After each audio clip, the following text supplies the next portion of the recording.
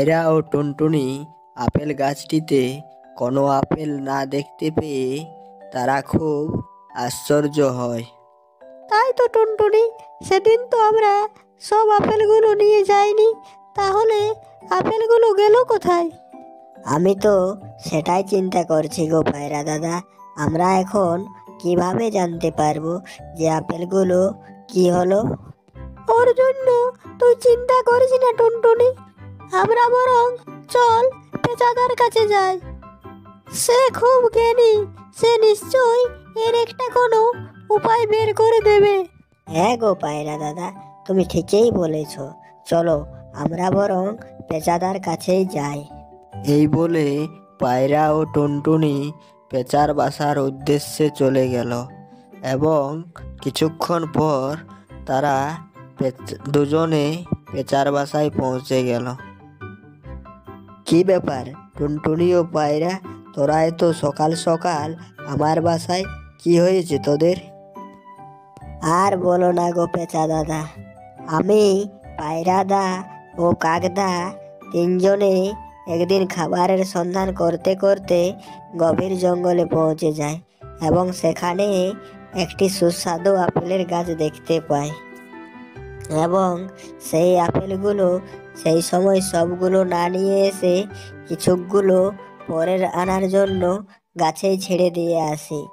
এবং কিছুদিন পর যখন আমরা ওই আপেল গাছের কাছে যাই, গিয়ে দেখি একটাও আপেল নেই। সেই আপেলগুলো কি হলো, এর উত্তর জানার জন্যই তোমার কাছে আসা। আমার মনে হয় কি জানিস টুনি, আপেলগুলো কাক চুরি করে নিয়ে গেছে।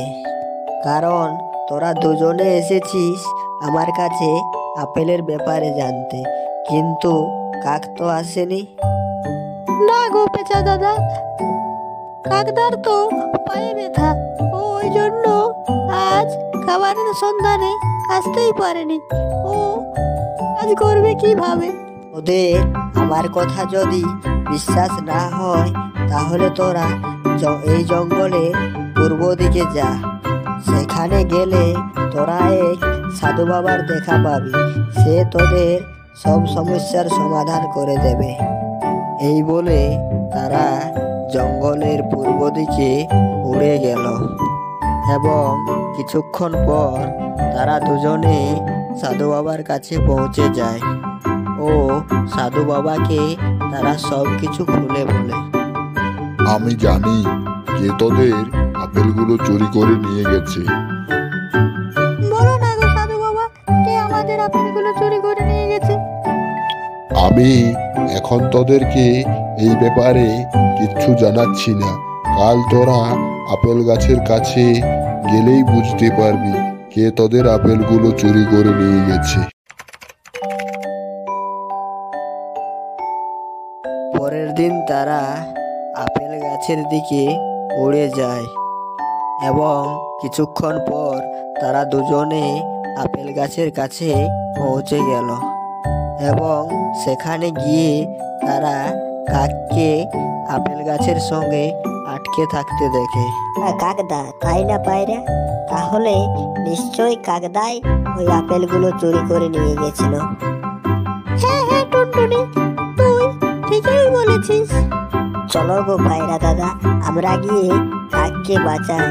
কাক আমাদের সাথে প্রতারণা করেছে বলে তাকে এখানে একা ফেলে যাওয়া ঠিক হবে না। চলো ওকে বাঁচাই।